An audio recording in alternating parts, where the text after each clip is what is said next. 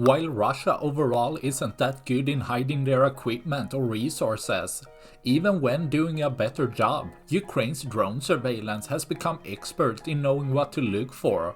Everything from certain positions standing out, tracks in the ground, or following after supplies or soldiers, finding Russian position which can store weapon system or more infantry. Once spotted, Ukraine's drone army sends one after another drone until the system or position is destroyed, even if the system is more well protected inside a building, leaving less for tomorrow.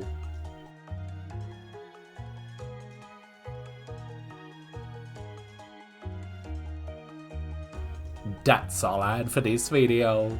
Please like and subscribe for more. Thanks for watching. Bye.